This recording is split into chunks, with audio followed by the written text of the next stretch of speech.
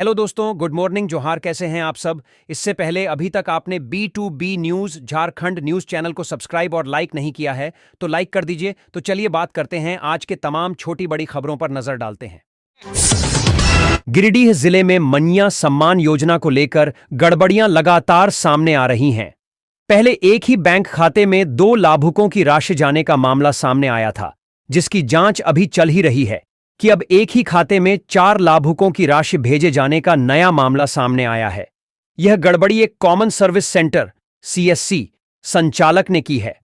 उसने अपने बेटे के बैंक खाते में 4 लाभुकों की सम्मान राशि डाल दी। इस मामले के उजागर होने के बाद प्रशासन हरकत में आ गया है। BDO ने सामाजिक सुरक्षा विभाग के सहायक निदेशक को पत्र लिखकर इस राशि की रिकवरी करने और गलत तरीके से खाता नंबर दर्ज करने पर CSC संचालक की ID रद्द करने की मांग की है। इसके अलावा चारों लाभुकों को उनका पैसा वापस दिलाने की भी अपील की गई है। जानकारी के अनुसार बरमसिया वन पंचायत की 4 लाभुक सोनिया देवी, पानोमुनि हेम्ब्रम, यशोदा कुमारी और रधिया कुमारी ने मनिया सम्मान योजना के लिए आवेदन किया था, लेकिन CSC संचालक कैलाश महतो ने उनके खातों की जगह अपने बेटे अभय आशीष के बैंक खाते का नंबर पोर्टल पर दर्ज कर दिया। इसी कारण उनकी योजना की राशि अभय आशीष के खाते में चली गई। Varanasi Patna Howrah high speed bullet train परियोजना के लिए गया कोडरमा रेल सेक्शन पर जमीन का सर्वे शुरू हो गया है। टनकुप्पा पहाड़पुर स्टेशन के पास रेल लाइन के किनारे गांव में सोमवार को जमीन सर्वे किया गया। गया कोडरमा सेक्शन पर सर्वे का काम पूरा होने के बाद जमीन अधिग्रहण किया जाएगा। इस सेक्शन पर मानपुर में बुलेट ट्रेन का मुख्य स्टेशन बनाया जाएगा। यूपी के वाराणसी से पश्चिम बंगाल के हावड़ा के बीच 799 किलोमीटर लंबा हाई स्पीड रेल कॉरिडोर बनाना प्रस्तावित है, जिसमें पटना समेत 13 जगहों पर स्टेशन होंगे। दूसरी ओर मिली जानकारी के अनुसार इस बुलेट ट्रेन प्रोजेक्ट के जमीन सर्वे के बीच स्थानीय लोगों को अपने घरों को खोने की चिंता सता रही है। गया जिले के पहाड़पुर गांव के ग्रामीणों का कहना है कि इस हाई स्पीड ट्रेन के लिए जितनी जमीन की मांग की जा रही है, इससे गांव का स्वरूप ही समाप्त हो जाएगा। बहुत से घर अधिग्रहण के जद में आ जाएंगे। इससे लोगों के बीच आवासीय समस्या बढ़ेगी। लोग अभी से ही चिंतित हैं। मुआवजा मिलेगा, लेकिन घर बसाने के लिए काफी मुश्किलों का सामना करना पड़ सकता है। हाई स्पीड ट्रेन को पास कराने के लिए करीब 70 मीटर चौड़ी भूमि को अधिग्रहण किए जाने की योजना पर सर्वे का काम किया जा रहा है। जमीन अधिग्रहण के लिए जिला प्रशासन के माध्यम से रैयतों से सहमति ली जा रही है। विभागीय सूत्रों ने बताया कि जमीन अधिग्रहण संबंधित स्ट्रक्चरल सर्वे के बाद मिट्टी जांच की प्रक्रिया शुरू होगी। बताया गया कि सर्वे समापन के साथ ही इस साल के अंत तक जमीन अधिग्रहण की प्रक्रिया शुरू होने की उम्मीद है। गया जिले में हाई स्पीड ट्रेन गुजरने के लिए करीब 75 किलोमीटर जमीन चिह्नित की जा रही है। यह ट्रेन उत्तर प्रदेश, बिहार, झारखंड और पश्चिम बंगाल से होकर चलेगी। इस कॉरिडोर के तहत बिहार के बक्सर, आरा, पटना, बिहार शरीफ और नवादा से होकर बुलेट ट्रेन गुजरेगी। इस हाई स्पीड ट्रेन को Varanasi Patna Howrah high speed rail corridor के नाम से जाना जाता है। इस कॉरिडोर के तहत गया रेलवे स्टेशन से भी बुलेट ट्रेन चलेगी। मुख्यमंत्री हेमंत सोरेन की अध्यक्षता में कैबिनेट की बैठक समाप्त हो गई है। इसमें कुल 12 प्रस्तावों पर मुहर लगी है। इस दौरान झारखंड कारखाना संशोधन नियमावली को मंजूरी मिली है। इसके साथ ही 5वें वेतनमान वाले कर्मियों का महंगाई भत्ता बढ़ा है। इसके अलावा आंगनबाड़ी सेविका सहायिका नियमावली में संशोधन और MSME विशेष छूट विधेयक को मंजूरी दी गई है। बता दें कि कैबिनेट की बैठक में राज्य सरकार के कर्मी जिन्हें 6ठा वेतनमान प्राप्त है, उनका महंगाई भत्ता भी बढ़ा है। साथ ही BSIDC के बकाये भुगतान के लिए 13 करोड़ की मंजूरी मिल गई है। जमशेदपुर से दिल दहलाने वाली घटना सामने आई है। यहां एक प्रेमिका ने प्रेमी के घर के सामने आत्मदाह कर लिया। युवती को इलाज के लिए जमशेदपुर के MGM अस्पताल में भर्ती कराया गया, लेकिन युवती की मौत हो गई। मृतिका की पहचान पूजा कालिंदी के रूप में की गई है। पूजा के आक्रोशित परिजनों ने MGM अस्पताल में ही प्रेमी की जमकर धुलाई कर दी। घटना की जानकारी मिलती ही पुलिस ने मौके पर पहुंचकर युवक को हिरासत में ले लिया है। बताया जा रहा है कि प्रेमी प्रेमिका में किसी बात को लेकर अनबन हुई थी, जिसके चलते प्रेमी अपनी प्रेमिका से बात नहीं कर रहा था। बात नहीं करने के वजह से पूजा कालिंदी अपने प्रेमी के घर आई थी, लेकिन वहीं भी बात नहीं बनी और गुस्से में आकर आत्मदाह कर लिया। झारखंड में अब गुटखा पान मसाला की बिक्री पर रोक लग गई है। इतना ही नहीं, अगर किसी दुकान में गुटखा बिकता हुआ पाया गया तो उसके खिलाफ सख्त कार्रवाई भी की जाएगी। मंत्री इरफान अंसारी के आदेश के बाद स्वास्थ्य विभाग ने आदेश जारी कर दिया है। बता दें कि झारखंड में गुटखा पर 2023 तक प्रतिबंध था, लेकिन पिछले 1 साल से इसकी बिक्री हो रही थी। मालूम हो कि स्वास्थ्य मंत्री इरफान अंसारी ने कुछ दिन पहले ही इसको लेकर हिदायत देते हुए कहा था कि झारखंड के युवा गुटखा और तंबाकू उत्पादों के सेवन से शारीरिक और मानसिक रूप से कमजोर हो रहे हैं, जिसके कारण वे गलत रास्ते पर जा रहे हैं। उन्होंने कहा था कि हमारी सरकार किसी भी सूरत में बर्दाश्त नहीं करेगी कि राज्य के युवा नशे के चंगुल में फंसें। इसके साथ ही स्वास्थ्य मंत्री डॉक्टर इरफान अंसारी ने राष्ट्रीय स्वास्थ्य मिशन एनएचएम के राज्य स्तरीय ओरिएंटेशन कार्यक्रम में चर्चा करते हुए कहा था कि नशीली दवाओं की भी बिक्री पर रोक लगेगी। स्वास्थ्य मंत्री इरफान ने कहा कि सभी सिविल सर्जनों को अपने अपने जिलों में मेडिकल स्टोरों की जांच करने और नशीली दवाओं की अवैध बिक्री को रोकने के लिए पर्याप्त अधिकार है। अगर किसी दुकान में प्रतिबंधित दवाएं बिकती पाई जाती हैं तो तुरंत दुकान को सील करें और दोषियों के खिलाफ सख्त कानूनी कार्रवाई करें। साथ ही उन्होंने सभी सिविल सर्जनों और ड्रग इंस्पेक्टरों को सख्त चेतावनी देते हुए कहा कि अगर उनके इलाके में प्रतिबंधित नशीली दवाएं बिकती पाई गईं तो वे खुद भी कार्रवाई के दायरे में आएंगे। सीएम हेमंत सोरेन ने आज यानी मंगलवार को उच्च एवं तकनीकी शिक्षा विभाग द्वारा विकसित 6 पोर्टल्स का अनावरण एवं रांची विज्ञान केंद्र अवस्थित नव प्रवर्तन केंद्र इनोवेशन हब का उद्घाटन किया। डिजिटल गवर्नेंस तथा डिजिटल इंफ्रास्ट्रक्चर को सुदृढ़ करने के लिए उच्च एवं तकनीकी शिक्षा विभाग द्वारा लर्निंग मैनेजमेंट सिस्टम के डिजिटल कार्यान्वयन, वेतन निर्धारण और सत्यापन पोर्टल, निजी विश्वविद्यालय प्रबंधन पोर्टल, वित्त रहित कॉलेज अनुदान आवेदन पोर्टल जैसे कई पोर्टलों को विकसित किया गया है। वेतन निर्धारण पोर्टल विश्वविद्यालयों एवं महाविद्यालयों के शिक्षकों एवं शिक्षकेतर कर्मियों के वेतन सत्यापन को सरल बनाने, त्रुटियों को कम करने एवं दक्षता में सुधार करने हेतु वेतन निर्धारण पोर्टल विकसित किया गया है। Learning management portal online mode में शिक्षण और प्रशिक्षण सेवाओं का प्रबंधन करेगा एवं संस्थानों में चल रहे शैक्षणिक कार्यक्रमों, प्रशिक्षणों या शिक्षण और विकास कार्यक्रमों के प्रशासन, दस्तावेजीकरण आदि के प्रबंधन करने में मदद करेगा। निजी विश्वविद्यालय प्रबंधन पोर्टल निजी विश्वविद्यालय पोर्टल राज्य में नए निजी विश्वविद्यालयों के स्थापना एवं प्रबंधन की प्रक्रिया को सरल बनाएगा। मुख्यमंत्री फेलोशिप योजना पोर्टल उच्च एवं तकनीकी शिक्षा को बढ़ावा देने, उच्च शिक्षण संस्थानों स्तर पर शोध को प्रोत्साहित करने के उद्देश्य से लागू हेतु यह पोर्टल विकसित किया गया है। इससे विद्यार्थियों को फेलोशिप हेतु आवेदन एवं इसका लाभ प्राप्त करने में आसानी होगी।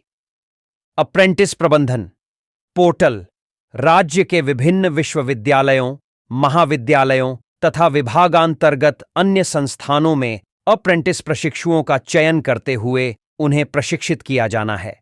उक्त प्रशिक्षुओं के चयन प्रक्रिया को सरल एवं सुलभ करने हेतु अप्रेंटिस प्रबंधन पोर्टल विकसित किया गया है। हेलो दोस्तों, गुड मॉर्निंग, जोहार। कैसे हैं आप सब? इससे पहले अभी तक आपने B2B news Jharkhand news channel को सब्सक्राइब और लाइक नहीं किया है तो लाइक कर दीजिए। तो चलिए बात करते हैं, आज के तमाम छोटी बड़ी खबरों पर नजर डालते हैं। वित्त रहित कॉलेज अनुदान पोर्टल राज्य में वित्त रहित स्थायी संबद्धता प्राप्त महाविद्यालयों को अनुदान प्रदान करने की मौजूदा प्रक्रिया में न केवल समय लग रहा है बल्कि निरीक्षण और सत्यापन के कई स्तर भी हैं। इस पोर्टल के विकसित होने से महाविद्यालयों को अनुदान प्रदान करने की प्रक्रिया सरल होगी और समय भी कम लगेगा। इनोवेशन हब क्षेत्रीय विज्ञान केंद्र रांची परिसर में स्थापित इनोवेशन हब रचनात्मक एवं नवाचारी विचारों का पोषण, इनोवेटिव सोच और व्यावहारिक समस्या का समाधान, इनोवेशन को प्रेरित करने आदि के लिए उचित वातावरण प्रदान करेगा। Science city Ranchi. रांची स्थित क्षेत्रीय विज्ञान केंद्र साइंस सिटी के रूप में अपग्रेड करने हेतु 270 करोड़ की परियोजना तैयार की गई है। इसका निर्माण लगभग 25 एकड़ भूमि पर किया जाएगा। इसके निर्माण से रांची में वैज्ञानिक पर्यटन को बढ़ावा मिलेगा। पर्यटकों के दर्शन हेतु वैज्ञानिक प्रदर्शन के साथ साथ मनोरंजन का साधन भी उपलब्ध होगा। कार्यक्रम में यह रहा खास रांची यूनिवर्सिटी के प्रस्तावित नए भवन का प्रेजेंटेशन।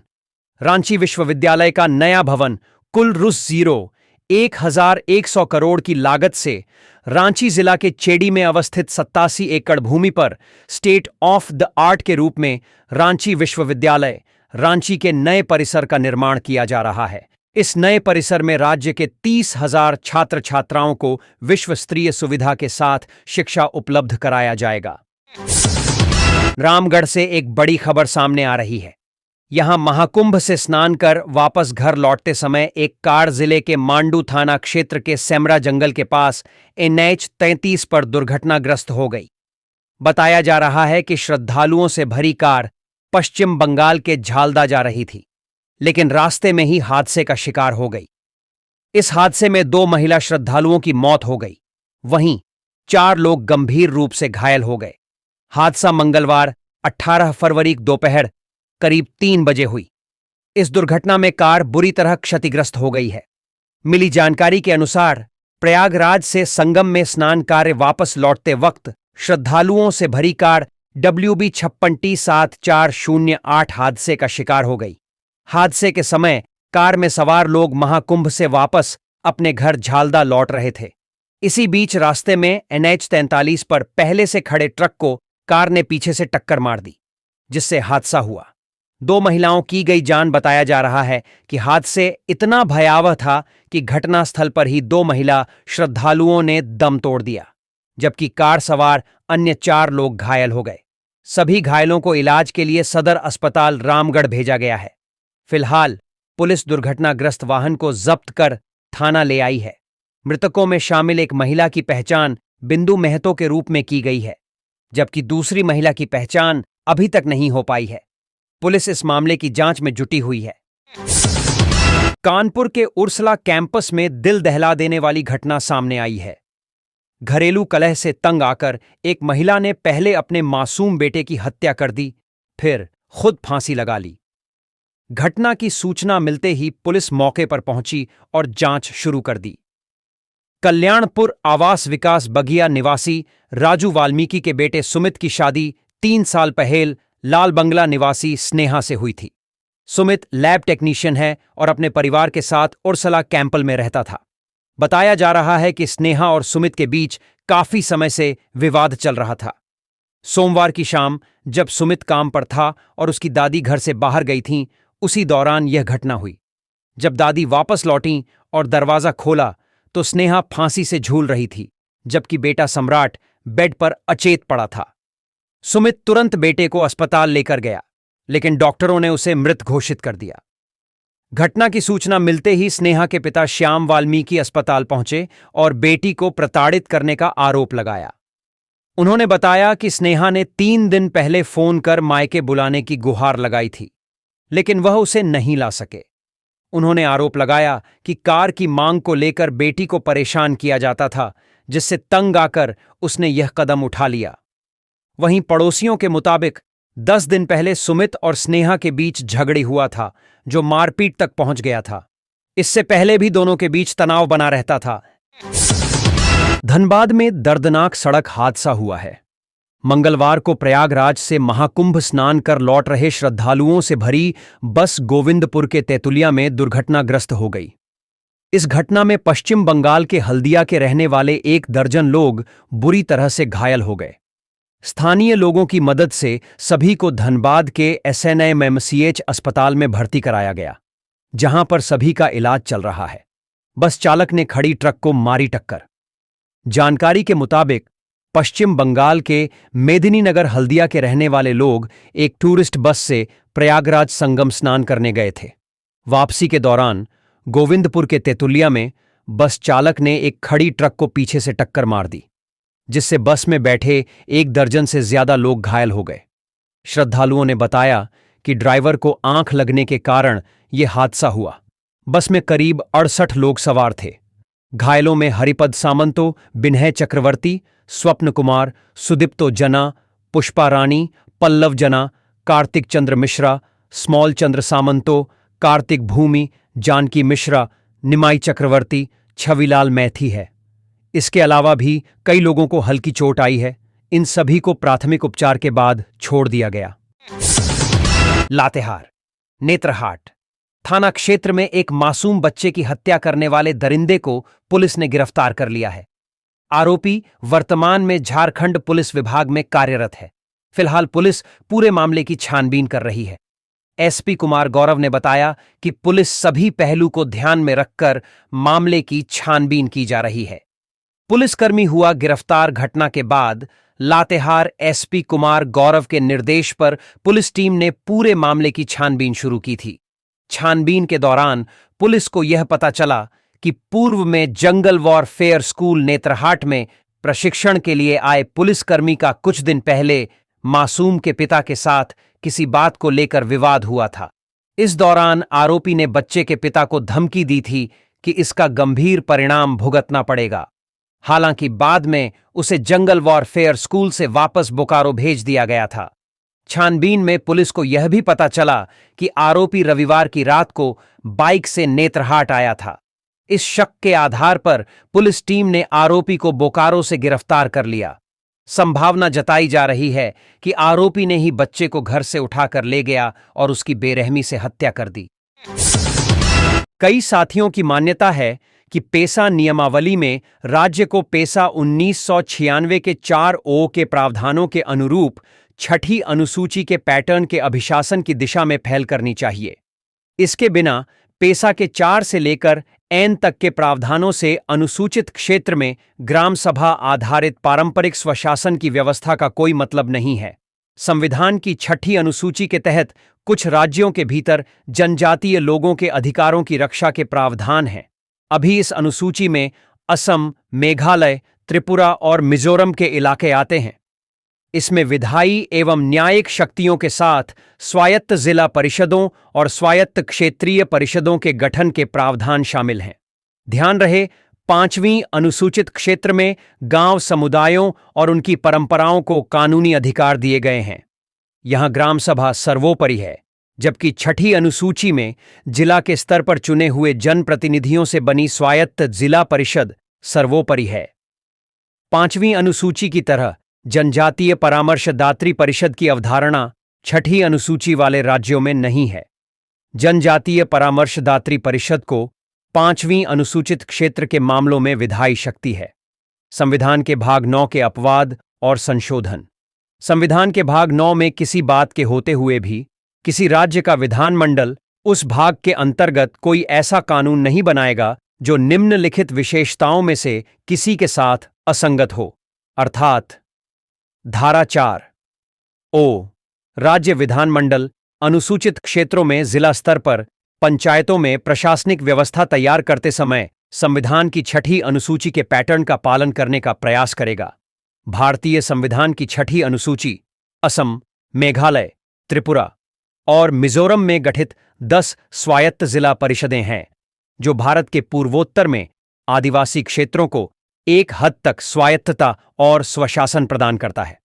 संविधान की छठी अनुसूची में 4 राज्यों के 10 स्वायत्त जिला परिषद शामिल हैं, जो इस प्रकार हैं: असम, बोडोलैंड प्रादेशिक परिषद, कार्बी एंगलोंग स्वायत्त परिषद और दीमा हसाओ स्वायत्त जिला परिषद। मेघालय, गारो हिल्स स्वायत्त जिला परिषद, जयंतिया हिल्स स्वायत्त जिला परिषद और खासी हिल्स स्वायत्त जिला परिषद।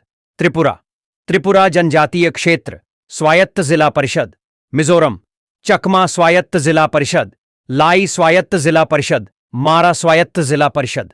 इसका उद्देश्य आदिवासी भूमि और संसाधनों की रक्षा करना, आदिवासी संसाधनों को गैर आदिवासी लोगों को हस्तांतरित होने से रोकना, यह सुनिश्चित करना कि आदिवासी समुदायों का शोषण न हो या वे हाशिए पर न ढकेल दिए जाएं। यह आदिवासी क्षेत्रों पर शासन करने के लिए स्वायत्त जिला परिषदों एडीसी और क्षेत्रीय स्वायत्त परिषदों आरडीसी की स्थापना करता है। रांची नाटक और अभिनय में रुचि रखने वाले युवाओं के लिए गोस्सनर कॉलेज और झारखंड की अग्रणी नाट्य संस्था एक्सपोजर के संयुक्त तत्वावधान में 30 दिवसीय प्रस्तुतिपरक नाट्य कार्यशाला का आयोजन किया जा रहा है। यह आयोजन संस्कृति मंत्रालय, भारत सरकार के सौजन्य से किया जाएगा। इसमें 18 से 30 वर्ष तक के युवा प्रशिक्षण प्राप्त कर सकते हैं। इस कार्यशाला के निदेशक राष्ट्रीय नाट्य विद्यालय के एलुमणि एवं वरिष्ठ रंगकर्मी संजय लाल हैं। यह कार्यशाला 20 फरवरी से शुरू होगी। इस कार्यशाला के लिए प्रसार फाउंडेशन का भी सहयोग प्राप्त है। एक्सपोजर की मीडिया प्रभारी सुनीता लाल ने बताया कि आज के समय में एक अच्छे अभिनेता के लिए अपार संभावनाएं हैं। मंच पर काम करने वाले अभिनेता के लिए फिल्म, टेलीविजन, वेब सीरीज और एड फिल्मों में काम करना आसान हो जाता है और वह एक्टिंग को भी एक ग्लैमरस करियर के रूप में चयन कर सकते हैं। आज एक्सपोजर द्वारा आयोजित कार्यशालाओं से कई प्रशिक्षित कलाकार मुंबई की फिल्म इंडस्ट्री में कार्य कर रहे हैं। यहां से ले सकते हैं फॉर्म। कार्यशाला में किसी भी कॉलेज के छात्र छात्राएं भाग ले सकते हैं। छात्रों का चयन ऑडिशन द्वारा किया जाएगा। इसके लिए आवेदन पत्र गोस्सनर कॉलेज के मास कम्युनिकेशन विभाग से लिया जा सकता है। कार्यशाला में भाग लेने वाले विद्यार्थी 20 फरवरी 2025 दोपहर 2 बजे तक अपना रजिस्ट्रेशन करा सकते हैं। इसके बाद 3 बजे ऑडिशन की शुरुआत की जाएगी। चयनित प्रतिभागियों को राष्ट्रीय नाट्य विद्यालय, नई दिल्ली और राज्य के वरिष्ठ रंगकर्मी रंगमंच के विभिन्न पहलुओं की बारीकियां बताएंगे। इसके तहत acting techniques, modern theory of acting, dialogue delivery, dialogue variation, voice and speech, voice modulation, preparation of monologue के अलावा set design, costume design, makeup, stage management, production design आदि की भी जानकारी दी जाएगी। अभिनय का मिलेगा मौका। कार्यशाला के निदेशक संजय लाल ने बताया कि रांची के गोस्सनर सिने फेस्ट के दौरान एक लघु नाटिका की प्रस्तुति की जाएगी और कार्यशाला के समापन के अवसर पर एक पूर्णकालिक भव्य नाटक का प्रदर्शन किया जाएगा। इसमें नाट्य कार्यशाला में भाग लेने वाले प्रतिभागियों को अभिनय करने का अवसर दिया जाएगा। कार्यशाला के संदर्भ में किसी तरह की जानकारी के लिए मोबाइल नंबर 790950507892 और 74806670 3 पर संपर्क किया जा सकता है।